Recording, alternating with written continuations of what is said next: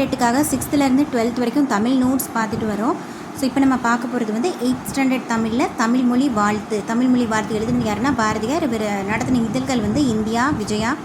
பாடல் வந்து வாழ்க நிரந்தரம், வாழ்க தமிழ்மொழி, வாழிய வாழியவே அப்படின்னு வரும். ஸோ வைப்பு அப்படின்றது நிலப்பகுதி, சூழ்களினா சூழ்ந்துள்ள அறியாமை இருள். ஸோ பாரதியார் எழுதின வேறு நூல்கள் வந்து சந்திரிகையின் கதை, தராசு, உரைநடை நூல்கள், அப்புறம் வசன கவிதை, சீட்டுக்கவி அப்படின்லாம் இவருக்கு பேர் இருக்குது. அடுத்து பாரதி வந்து சிந்துக்கு தந்தை, செந்தமிழ் தேனி, புதிய அறம்பாட வந்த அறிஞன், மரம்பாட வந்த மறவன் அப்படின்லாம் சொன்னது யாருன்னா பாரதிதாசன்.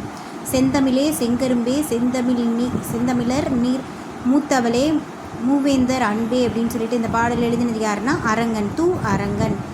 இந்த பாடலே தான் உயிர் நீ, மெய் நீ, வீரம் நீ, காதல் நீ அப்படின்னு வரும். எல்லாம் எழுதுனது அரங்கன். ஓகேயா. அடுத்து தமிழ் மொழியோட மரபு.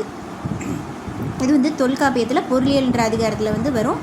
ஸோ மரபியலுக்கு கீழே வருது. சரியா. மொழிக்குரிய ஒழுங்குமுறை அப்படின்றது மரபு அப்படின்னு சொல்கிறாங்க. நிலம், நீர், வழி, விசும்பொடு, ஐந்தும், இருதிணை பொருந்தும். இது எல்லாம் வந்து தொல்காப்பியத்தில் தான் வந்து இந்த நிலம், நீர், காற்று, இந்த ஐம்பூதங்களை பற்றிலாம் வந்தால் தொல்காப்பியம். சரியா. மரபு நிலை திரிதல் செய்யுட்டு இல்லை, மரபு அப்படின்னு வந்துட்டாலே தொல்காப்பியம் தான். மரபு நிலை திரின்னு பிரித்து பிறகு தொல்காப்பியம் தான். விசும்பு அப்படின்றது வானம், மயக்கம்னா கலவை, வளாமைனா தவறாமை, தவறாமை, மரபுனா வழக்கம். அடுத்து செய்யுள்னா பாட்டு, தலால்னா தழுவுதல்னா பயன்படுத்துதல், அதை தழுவி பேஸ் பண்ணி இருக்கிறது. அடுத்து வந்து தொல்காப்பியம் வந்து எழுத்து சொல் பொருள்னு 3 அதிகாரம் இருக்குது. ஒவ்வொன்றுக்கும் 3 இயல் விதமாக 9 இயல் இருக்குது. சரியா. இது வந்து ரொம்ப முக்கியம். இளமை பெயர் ஒளி மரபு. புலினா பரல், சிங்கம்க்கு குருளை, யானைனா கன்று, பசுவுக்கும் கன்று, ஆடுனா குட்டி. பரல், குருளை, யானையும் பசுவும் கன்று, ஆடுனா குட்டி. புலினா உருமும், சிங்கம் முழங்கும், யானை பிளிரும், பசு கதரும், ஆடு கத்தும். புறா குடும்பம். இது வந்து பழைய டெட் கொஸ்டினில் கூட வந்திருக்கு. ரொம்ப முன்னாடி வந்து டெட் கொஸ்டினில் வந்திருக்கு. இது போக எக்ஸ்ட்ரா இருக்கிறதுலாம் வந்து நமக்கு அந்த கொஸ்டின் பேப்பர் பார்க்குறப்ப பார்க்கலாம். ஸோ இதனெல்லாம் பார்த்துக்குவோம். புறா குணுகும், குருவி கீச்சிடும், கோழி கொக்கரிக்கும், சேவல் கூவும், வண்டு முரளும் வந்திருந்தது. கூகை குளரும், காற்று கால். அடுத்த காற்றுக்கு இன்னொரு பேர் கால். அடுத்து தமிழ் வரி வடிவ வளர்ச்சி. குறைனா குறியீடுகள். சரியா. வரி வடிவம் வந்து ஃபஸ்ட்டு ஓவிய எழுத்தாக இருந்திருக்கு. ஓவியத்தோட திரிப்புகள் தான் வந்து ஒளி எழுத்து நிலை. அதாவது ஒரு லெட்டருக்கு ஒரு சவுண்டு, அதான் ஒளி எழுத்து நிலை. ஒளி எழுத்து சேர்றது எப்படின்னா ஒரு லெட்டருக்கு ஒரு சவுண்டுன்ற விதத்தில். கல்வெட்டில் சான்ற வட எழுத்து வந்து நம்ம கல்வெட்டில் யூஸ் பண்ணப்பட்டிருக்கு அப்படின்றாங்க. மெய்யை குறிக்க அந்த காலத்தில் புள்ளியே வைக்கல. எகர ஒகர இதுக்கு வந்து குரில் நெடில் வித்தியாசமே இல்லாமல் வந்து கல்வெட்டில் இருந்திருக்கு. கல்வெட்டுகள் வந்து 3ஆம் நூற்றாண்டுலேருந்து நம்ம கண்டுபிடிச்சிக்கிட்டு இருக்கோம். அடுத்து செப்பேடுகள் வந்து 7ஆம் நூற்றாண்டுலேருந்து கிடச்சிருக்கு, கிபி 7லேருந்து. கல்வெட்டுகள், செப்பேடுகள் ரெண்டுலேயுமே வந்து வட்டெழுத்து, தமிழ் எழுத்து அப்படின்னு சொல்லிட்டு 2 டைப் ஆஃப் எழுத்து வந்து யூஸ் பண்ணப்பட்டிருக்காங்க. சரியா. வட்டெழுத்து மோஸ்ட்லி யூஸ் பண்ணது வந்து சேர பாண்டிய மண்டலம். தமிழ் எழுத்து யூஸ் பண்ணது வந்து சோழ மண்டலம். சரியா. இக்கால தமிழ் லெட்டர்ஸோட பழைய வடிவம் மாதிரி யாருன்னா ராஜராஜ சோழன் 11ஆம் நூற்றாண்டுக்கு பின்னா கல்வெட்டில் வந்து பழைய தமிழ் எழுத்துக்கள் கண்டுபிடிக்கப்பட்டன. சரியா. கடைச்சங்க காலத்தில் தான் கண் எழுத்துக்கள் வந்தன. கடைச்சங்க காலத்தில் கண்ணெழுத்துக்கள் வந்தன. கண்ணெழுத்து படுத்த எண்ணு பல்பொதி, சிலப்பதிகாரம். இது வந்து ரொம்ப முக்கியம். ஒரு பழைய டெட் கொஸ்டின் வந்திருக்கு. கண்ணெழுத்து படுத்த எண்ணு பல்பொதி, கண்ணுன்னு வந்துட்டாலே சிலப்பதிகாரம். சரியா. ஸோ வந்து வட்டெழுத்து இருந்தது வந்து 8 to 11ஆம் நூற்றாண்டு. தமிழ் எழுத்து வந்தது 11 ராஜராஜ சோழனுக்கு அப்புறம். ஸோ 8 to 11 சேர பாண்டிய மண்டலத்தில் வட்டெழுத்து, தமிழ் எழுத்து. அரிச்சலூர் கல்வெட்டு வந்து தமிழ் எழுத்து வட்டெழுத்து கலந்த எழுத்து. அரிச்சலூர் வந்து 2ம் கலந்து எழுதியிருக்கிறதா இருக்குது. எழுத்தோட அழகு வந்து அதோட குறுக்கு கோடு, எழுத்தோட அழகுக்காக குறுக்கு கோடு போட ஆரம்பிச்சு அப்புறம் அதுவே பெர்மனெண்ட்டாக யூஸ் பண்ண ஆரம்பிச்சிட்டாங்க. அடுத்து எகர ஒகர குறிலுக்கு வந்து மேல் புள்ளிட்டு தொல்காப்பியர் காலத்தில் இருந்து வந்து எகர ஒகரக்கு வந்து என்ன பண்ணுறாங்கன்னா மேலே புள்ளி வச்சா குறில் அடங்கி இருக்கணும். மேலே புள்ளி வச்சுட்டா அது குறில், புள்ளி வைக்கலைன்னா அது நெடில் ஏது. அதுக்கு அடுத்து புள்ளி வச்சா கா, அடுத்து புள்ளி வச்சா தா, முன்னாடி புள்ளி வச்சா கை, கேக்கு அப்புறம் புள்ளி வச்சோம்னா கவ். இது பார்த்தாலே உங்களுக்கு தெரியும். பாக்கு நடுவில் புள்ளி வச்சா மா. இந்த மாதிரி வந்து ஃபாலோ பண்ணிட்டு வந்திருக்காங்க. குற்றியல் லிகரங்களுக்கு மேலே புள்ளி விடுறாங்க. குற்றியலுகரத்துக்கு மேலே புள்ளி வைக்கிற பழக்கம் இருந்திருக்கு. தமிழ் எழுத்து வந்து மிகப்பெரிய சீர்திருத்தம் யார் பண்ணாருன்னா வீரமாமுனிவர். ஏஓ அந்த துணை எழுத்து போடுறது எல்லாமே மாற்றுறது வீரமாமுனிவர். பெரியார் வந்து அச்சுன்றதுல வந்து டிஃபிகல்ட்டிஸ் இருக்குது அப்படின்னு சொல்லிட்டு இந்த மாதிரிலாம் மாற்றினார். நூன் இந்த மாதிரி இருக்கிறது, நா, நை இதெல்லாம் வந்து மாற்றினாரு. தமிழ்நாடு அரசால் வந்து நடைமுறைக்கு வந்தது இவர் பண்ணது. அடுத்து சொற்பூகா. சொற்பூங்கா இது எழுதுனது வந்து ரா இளங்குமரனார்.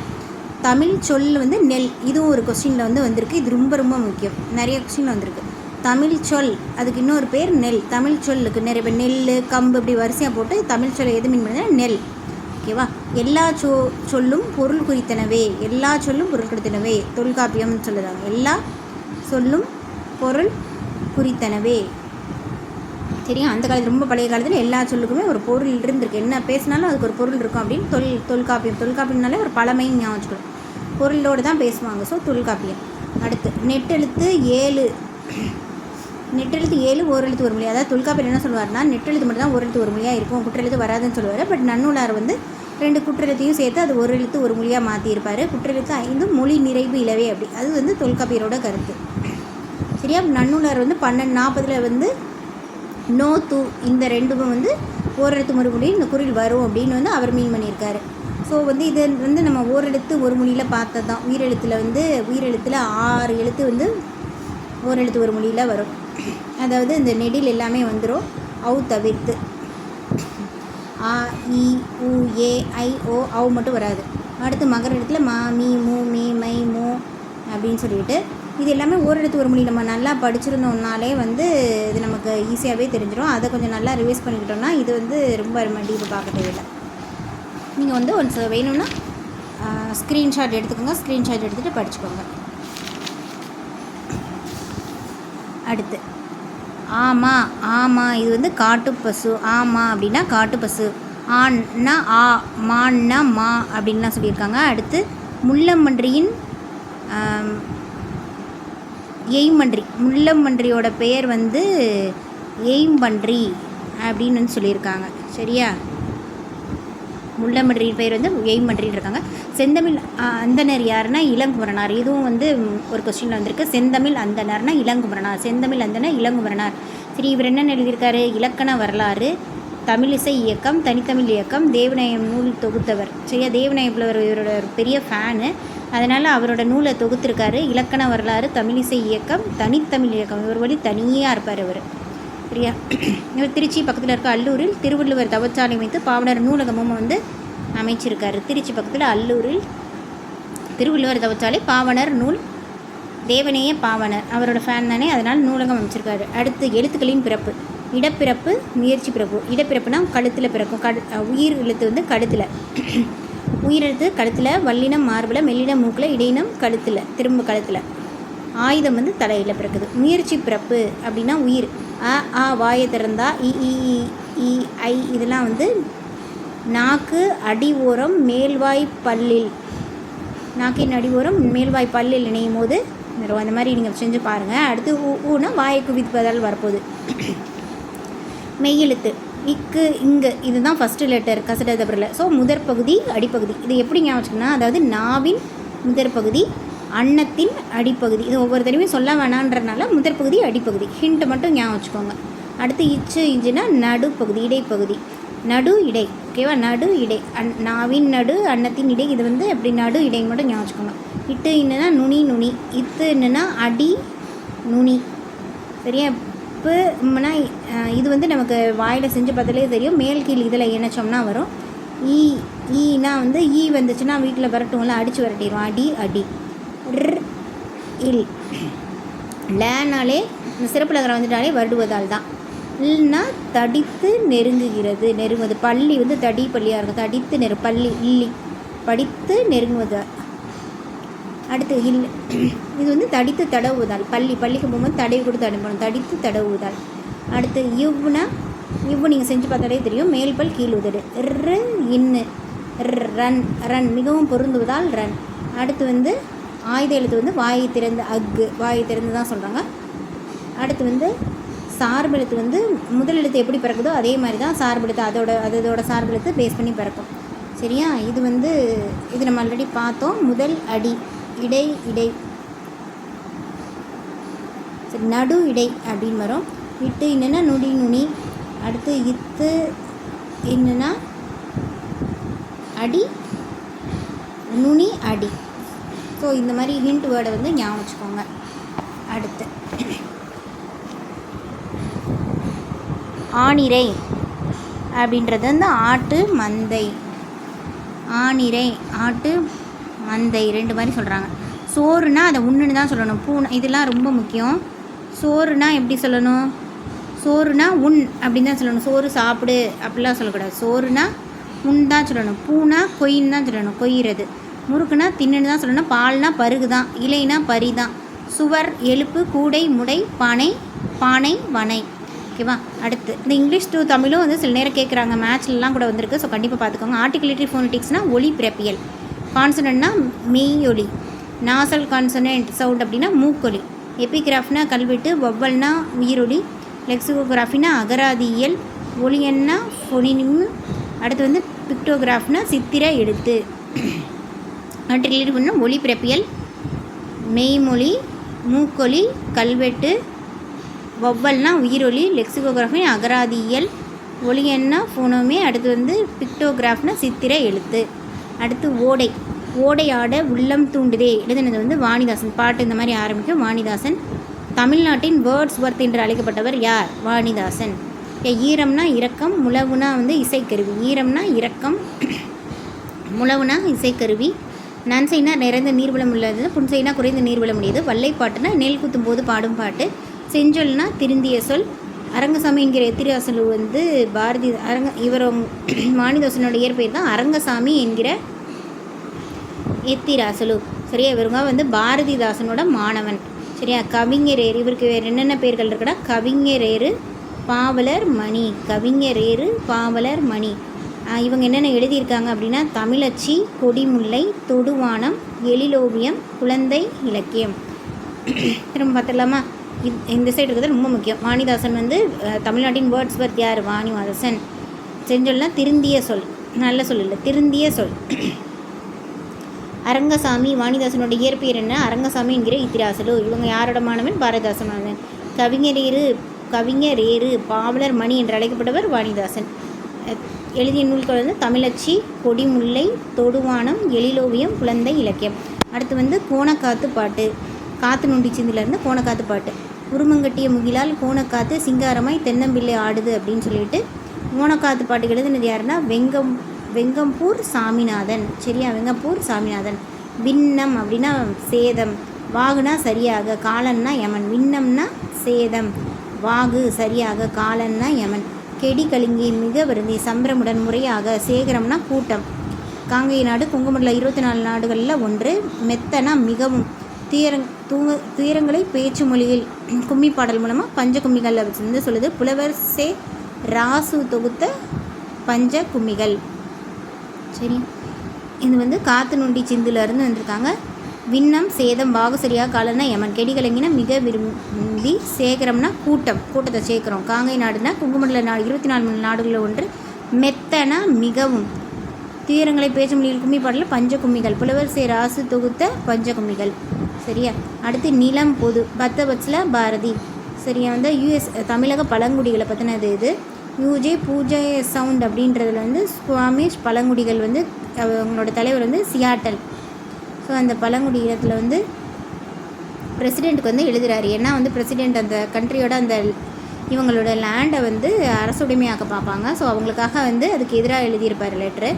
ஸோ அவர் வந்து ஓமையாக சொல்லியிருப்பார். மலர் வந்து எங்கள் சிஸ்டர் மாதிரி, மான், குதிரை, கழுகு இதெல்லாம் வந்து சகோதரர்கள் மாதிரி, 6 உடன் பிறந்தவர்கள்.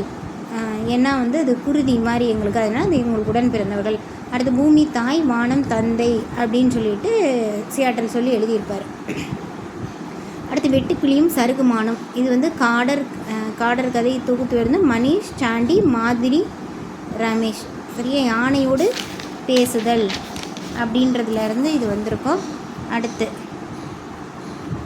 யானையோடு பேசுதல் இதை தமிழாக்கம் பண்ணது வந்து கீதா.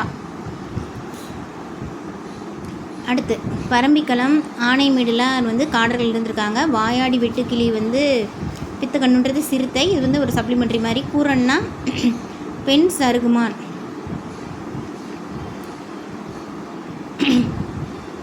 பேசும் மொழி வந்து இவங்க பேசுகிற மொழி ஆள் அளப்பு அப்படின்றாங்க. வாழ்க்கை குறிப்புகள் எதுவுமே அவங்ககிட்ட இல்லை. அடுத்து வினைமுற்று வந்து தெரிநிலை வினைமுற்று, குறிப்பு வினைமுற்று. தெரிநிலை வினைமுற்றுனா செய்வர், கருவி, நிலம், செயல், காலம், செய்வர்கள் எல்லாமே தெரியும். குறிப்பு வினைமுற்றுனா வந்து முக்கியமாக காலம் காட்டாது, அடிப்படையான சிலது காட்டாது, காலமும் காட்டாது. பொன்னன், எழுத்தன், கண்ணன், இதுதான் எக்ஸாம்பிள். அடுத்து ஏவல் வினைமுற்று, வியங்கோல் வினைமுற்று. எழுது, எழுதுமின். வியங்கோல்னா ஒளிக, வாரல், வாழ்க, வாழியர், இதெல்லாம் அவங்களுக்கு தெரியும். வாரல் ஞாபகம் வச்சுக்கணும். வியங்கோல் வினைமுற்று வாரல். விதித்தல் பொருளில் வரும் வியங்கோல் வினைமுற்று தன்மையிடத்தில் வராது, இதுவும் முக்கியம்தான். விதித்தல் பொருளில் வரும் வியங்கோல் வினைமுற்று தன்மையிடத்தில் வராது. இயல், அல், இதெல்லாம் வந்து இப்போ யூஸ் பண்ணுறதில்ல, செயல் நடையில் மட்டும்தான் இருக்குது. ஈரநில நாள் எப்போ அப்படின்னா வந்து February 2. ஈரநில நாள் February 2. ஓசோன் டே வந்து September 16. இயற்கை நாள் அப்படின்றது October 3. வனவிலங்கு நாள் அப்படின்றது October 6. இயற்கை சீரழிப்பு தடுப்பு நாள் வந்து October 5. அடுத்து தொடர்கள் வந்து 4 வகைப்படும். செய்தி தொடர், வினாத்தொடர், விளைவுத்தொடர், உணர்ச்சி தொடர். சரியா? தொடர்கள் வந்து 4 பக்கமும் தொடர்ந்து போகலாம் இல்லையா? அதனால் செய்தி, வினா, விளைவு, உணர்ச்சி, இது ரெண்டும் உங்களுக்கு தெரியும். விளைவுனா வந்து விடுறதுக்கு ஏவல், வேண்டுதல், வாழ்த்துதல், இதோட விளைவாக வர்றது. அடுத்து உணர்ச்சி இதழனா உவகை, அச்சம், அவலம், அதெல்லாம் வந்து.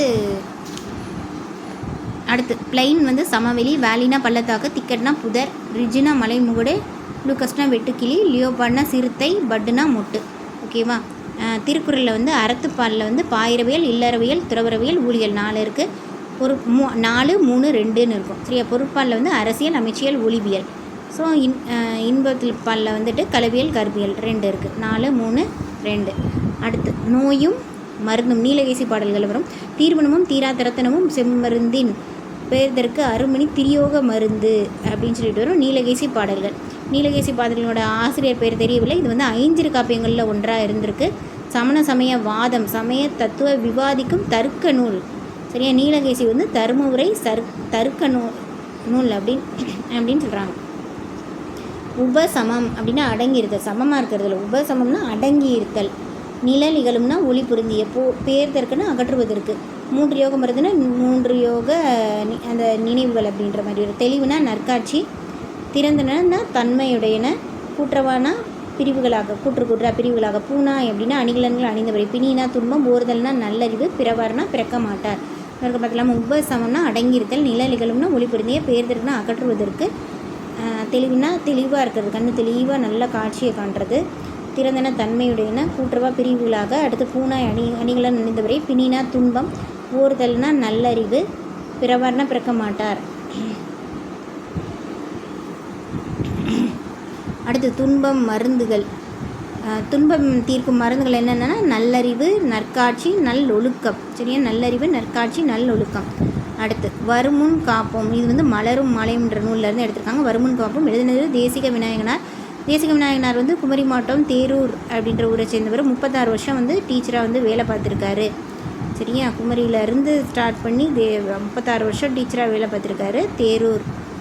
உடலின் உறுதி இன்பம் சுத்தம், அதாவது சுத்தமாக இருக்கணும்னு சொல்லிட்டு தான். கூழையே குடித்தாலும் குளித்த பிறகு குடிக்கணும், நொறுங்கு சாப்பிட்டா 100 வயசு அப்படின்னு சொல்லிட்டு நிறையா வந்து இன்ஃபர்மேஷனாக அவர் ரொம்ப ரொம்ப வந்து இப்போ காலத்து பாட்டு மாதிரி இருக்கும். உடலின் உறுதி இன்பம் சுத்தம் இதை பற்றிலாம் வரும். ஸோ வந்து மட்டு அப்படின்றது அளவு. சுண்டனா நன்கு, சுண்ட காய்ச்சி குடிக்கணும் நன்கு. பேணுவையேல் பாதுகாத்தலால். திட்டுமுட்டு அப்படின்னா தடுமாற்றம். இது வந்து இவர் என்னென்ன நூல்கள் எழுதியிருக்கார் தேசிக விநாயகனார்? ஆசிய ஜோதி, மருமக்கள் வெளி மானியம், கதிர் பிறந்த கதை, உமர்கயாம் பாடல்கள் வந்து இது மொழிபெயர்ப்பு நூல். இதுவும் வந்து அவரோட மொழிபெயர்ப்பு நூல் தான். ஸோ தேசிக விநாயகனார் குமரி தேரூர் மாவட்டம், 36 வருஷம் டீச்சர், மட்டு அளவு, சுண்ட நன்கு, பேணுவில் பாதுகாத்து, திட்டுமுட்டுன்னு தடுமாற்றம். ஆசிய ஜோதி, மருமக்கள் வெளி மானியம், கதிர் பிறந்த கதை, உமர்கயாம் பாடல், மொழிபெயர்ப்பு நூல், இது எல்லாமே. ஓகேவா? அடுத்து தமிழர் மருத்துவம். தமிழர் மருத்துவம் இது வந்து தமிழ் தத்துவங்கள் வந்து சாங்கியம், ஆசிவசம், ஐம்பூதங்களால் ஏற்படும் மாற்றம் அப்படின்னு சொல்கிறாங்க. உலோகம், பாஷாணம், தாது, உலோகம் இதுவும் கூட சித்த மருந்துகளாக யூஸ் பண்ணுறாங்க. சித்தா, ஆயுர்வேதா, யுனானி, அலோபதி இதுதான் நமக்கு தெரிஞ்ச மருத்துவ முறைகள் இல்லையா? இதெல்லாம் கொடுத்துருக்காங்க. அடுத்து தலைக்குள் ஓர் உலகம் எழுதினது யாருன்னா சுஜாதா. இயற்பெயர் ரங்கராஜன். மூளைக்குள் செல் வந்து ட்ரில்லியன் கணக்கில் இருக்குது, அதாவது 100 பில்லியன், அதாவது 10,000 கோடி நியூரான்கள் இருக்குது. முதுகுத்தண்டில் மூளை முளைக்கிறது அப்படின்றது. உள்மூளை, நடுமூளை, பின்மூளை, முன்மூளையில் தான் மூக்கு, கண் இதெல்லாம் இருக்குது. அடுத்து மூளை உயிர் வழிப்பசி, அதாவது அதுக்கு பிளட்டு வந்து 800 ml குருதி, அதாவது உடம்புல ஓடுறதுல 1/5, 5ல் ஒரு பங்கு மூளைக்கு தேவைப்படுது. தன்னிச்சை செல்கள் வந்து முதுகுத்தண்டிற்கு குறுக்கு இணைப்பு திசு மூலமாக அது நடைபெறுகிறது. அதை சுட்டா கையை தூக்குறது அந்த மாதிரிலாம். அடுத்து இடது பக்கம் இருக்கிறது பேச இடது கை பேச இடது பக்கம் மூளை. இடது பக்கம் மூளை வந்து எதுக்கு ஹெல்ப் பண்ணுதுன்னா பேச, எழுத, கணக்கிட, மொழி அறிவு, சதுரங்கம்.